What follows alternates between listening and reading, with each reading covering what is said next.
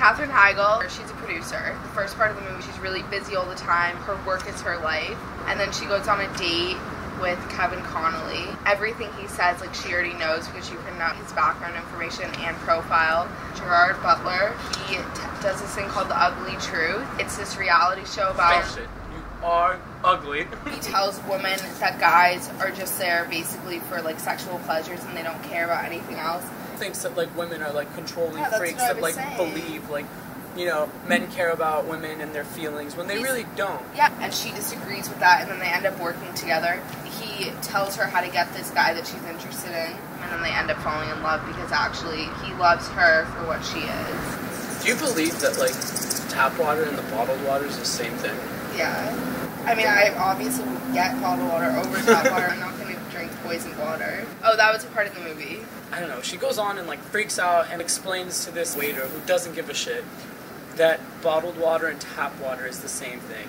And it just scares the shit out of her date. Oh, the dead giveaway, which was like the cheesiest line. They're both sitting at the table and the waiter comes over and says, "Would you like a bottled water?" And he's like, "No, tap is fine."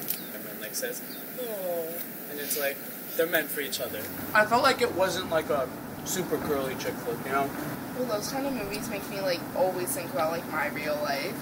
Like, dating and stuff. Well, I said that, like, there are certain type of guys that like, they don't really care what girls think. They just are attracted to them. If you're in a relationship, then they should care what they think. I thought the girl was a really real character, but I don't think it would be a movie that I would see over and over and over again.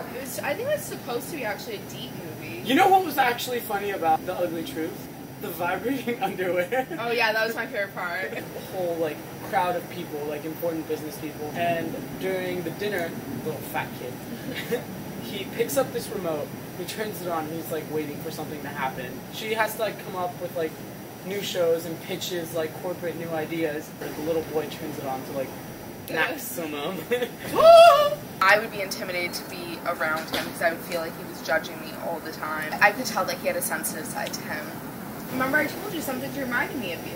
It wasn't one of those movies that I was like, Omar, you have to see it, but we generally feel the same thing, so it's like we're talking to ourselves. Finishing each other's sentences. I think we'll feel the same way about the movie. We never, like, talk about movies. Yes.